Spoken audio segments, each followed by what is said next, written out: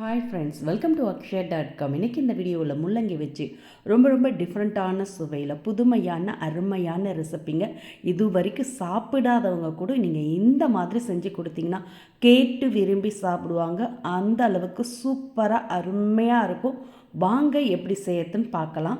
அதுக்கு நான் 1/4 கிலோ அளவுக்கு முள்ளங்கி எடுத்துருக்கேங்க. இதை நல்லா அலசிட்டு துணியால் தொடச்ச பிறகு மேல் பகுதியும் கீழ்ப்பகுதியும் கட் பண்ணிவிட்டு மேல் தோலை சீவிட்டு எடுத்துக்கங்க. சீவி இது மாதிரி எடுத்த பிறகு இதை அப்படியே இட்லி பாத்திரத்தில் இல்லை ஸ்டீமரில் கூட நீங்கள் வேக விட்டு எடுத்துக்கலாம். நான் இட்லி பாத்திரத்தில் அடியில் ஒரு டம்ளர் தண்ணி ஊற்றி சூடானதும் இட்லி பிளேட்டு வச்சுருக்கேன். அதில் இது மாதிரி வரிசலாக அடிக்கிடுங்க.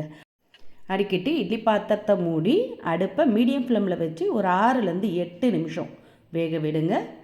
முள்ளங்கி வெந்து நல்லா சாஃப்டாகிடும். நம்ம ரெசிபி செய்யவும் ஈஸியாக இருக்கும். எப்போவும் நம்ம ஃப்ரெஷ்ஷான முள்ளங்கியை துருவி செய்வோம், இல்லை இதை அப்படியே கட் பண்ணி பொரியல் சாம்பார் தான் செய்வோம். ஆனால் இந்த மாதிரி டிஃப்ரெண்ட்டாக செஞ்சு பாருங்கள். இப்போ சரியாக 8 நிமிஷம் ஆனது. இட்லி பாத்திரத்தை திறந்து இது எல்லாத்தையும் எடுத்து பிளேட்டில் மாற்றி வச்ச பிறகு இதை அப்படியே கத்தியால் சின்னதாக கட் பண்ணிக்கங்க. அப்போ தான் மேஷ் பண்ணுறதுக்கு ஈஸியாக இருக்கும்.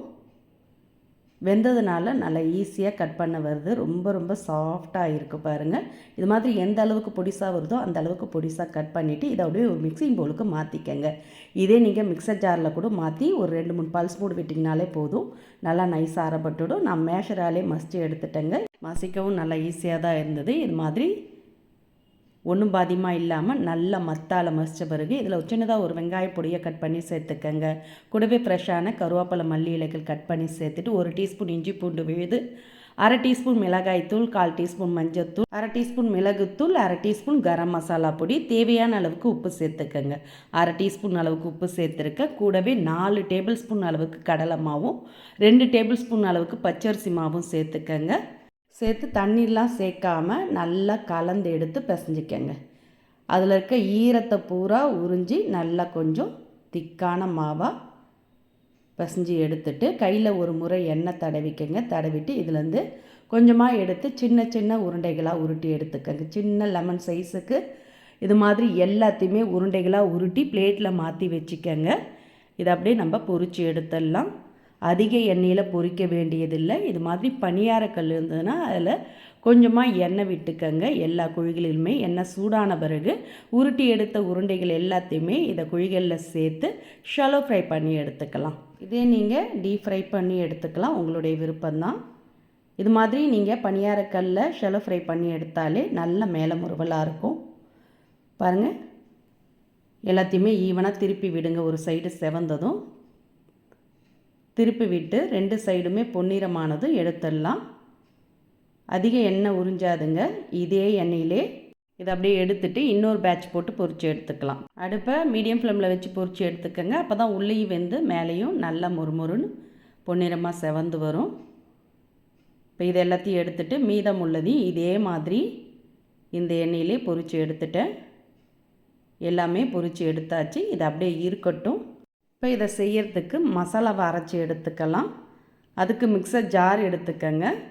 அதில் 2 பெரிய சைஸ் வெங்காயத்தை கட் பண்ணி சேர்த்துக்கங்க. கூடவே 3 பெரிய சைஸ் பழுத்த தக்காளியை கட் பண்ணி சேர்த்துட்டு ஒரு கைப்பிடி அளவுக்கு ஃப்ரெஷ்ஷான புதினா, 1 டீஸ்பூன் அளவுக்கு மிளகாய்த்தூள், 1 டீஸ்பூன் அளவுக்கு மல்லித்தூள், கூடவே 1/2 டீஸ்பூன் கரம் மசாலா பொடி சேர்த்துக்கங்க. 1/4 டீஸ்பூன் மஞ்சள்தூள் சேர்த்துக்கங்க. சேர்த்துட்டு தண்ணிலாம் சேர்க்காமல் இதை நல்லா மைய திக்காக அரைச்சி எடுத்துகிட்டு வந்துடுங்க. அதிக தண்ணி சேர்த்துடக்கூடாது. எல்லாம் அரைபட்டு இந்த அளவுக்கு திக்காக தான் இருக்கணும். வெங்காயம் தக்காளி சேர்த்து அரைச்சதுனால அதில் இருக்க ஈரத்துலேயும் நல்லா அரைபட்டு வந்திருக்கு. இது அப்படியே இருக்கட்டும். இப்போ செய்யறதுக்கு வானலை சூடு பண்ணியிருக்கேன். அதில் 2 டேபிள் ஸ்பூன் அளவுக்கு சமையல் எண்ணெய் ஊற்றிக்கங்க. எண்ணெய் சூடானது 1 டீஸ்பூன் சோம்பு, 1/2 டீஸ்பூன் ஜீரகம், கூடவே பிரிஞ்சாலை 1 சேர்த்துக்கங்க, 4 கிராம்பு, சின்ன துண்டு பட்டை, 2 ஏலக்காய் சேர்த்துக்கங்க. இப்போ எல்லாம் நல்லா பொரிஞ்சு வந்ததும் இதோட ஃப்ரெஷ்ஷான கருவேப்பிலை சேர்த்து அடுப்பை லோ ஃப்ளேமில் வச்சுக்கோங்க. இப்போ இதில் நம்ம அரைச்சி எடுத்த வெங்காய தக்காளி மசாலா விழுதை சேர்த்துக்கங்க. இதில் நம்ம எதுவுமே வதக்கலை. வெங்காயம் தக்காளி மசாலா எல்லாமே அப்படியே பச்சையாக தான் சேர்த்து அரைச்சோம். அதனால் சேர்த்து நல்லா ஒரு முறை கலந்துக்கங்க. கலக்க பார்த்து இதில் 1 டீஸ்பூன் அளவுக்கு இஞ்சி பூண்டு விழுது சேர்த்துக்கங்க. இஞ்சி பூண்டு விழுது இல்லாட்டி நீங்கள் வெங்காயம் தக்காளி அரைக்க பார்த்து இஞ்சும் பூண்டும் சேர்த்து அரைச்சி கூட நீங்கள் சேர்த்துக்கலாம். இப்போ நல்லா சேர்த்து கலந்து ஒரு கொதி வரட்டும். இந்த அளவுக்கு நல்லா ஒரு கொதி வந்ததும் இப்போ இந்த கிரேவிக்கு வேண்டிய தண்ணீர் அளந்து சேர்த்துக்கங்க. மிக்சர் ஜார்லேயே நான் 1 கப் அளவுக்கு தண்ணீர் அலசி ஊற்றியிருக்கேன். உங்களுக்கு கிரேவி எந்த அளவுக்கு திக்காவோ தண்ணியாவோ வேணுமோ அந்த அளவுக்கு பார்த்து சேர்த்துக்கங்க. இப்போ கிரேவிக்கு தேவையான அளவு உப்பு 1 டீஸ்பூன் அளவுக்கு சேர்த்து நல்லா கலந்துட்டு அப்படியே மூடி வச்சுடுங்க. ஒரு 2லேருந்து 3 நிமிஷம் நல்லா கொதிக்கட்டும். அதில் இருக்க பச்சை வாசனைலாம் போய் நல்லா கொஞ்சம் திக்காகி வருங்க. இப்போ பாருங்கள், சரியாக 3 நிமிஷம் ஆனது திறக்கிறேன். நல்லா கொதித்து பச்சை வாசனைலாம் போய் எண்ணெய் பிரிஞ்சு வந்திருக்கு பாருங்கள். இப்போ இதில் நம்ம பொரிச்சு எடுத்த உருண்டைகள் எல்லாத்தையுமே சேர்த்துடுங்க. இந்த உருண்டைகளை சேர்த்த பிறகு ரொம்ப நேரம் கொதிக்க விடக்கூடாது. 1 நிமிஷம் கொதிக்க விட்டிங்கன்னா போதும். அதிலே நல்லா அந்த கிரேவி எல்லாத்தையும் உறிஞ்சி நல்லா காரசாரமாக அருமையாக இருக்குங்க.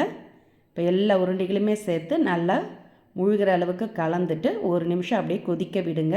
அடுப்பை ஹை ஃப்ளேமில் வச்சு நல்லா கொதி வந்ததும் இதில் ஃப்ரெஷ்ஷான கொத்தமல்லி இலைகள் கட் பண்ணி சேர்த்து கலந்துட்டு பரிமாறி பாருங்கள். ரொம்ப ரொம்ப சுவையான முள்ளங்கி கோலா உருண்டை ரெடி. முள்ளங்கி கோப்தான்னு சொல்லலாங்க.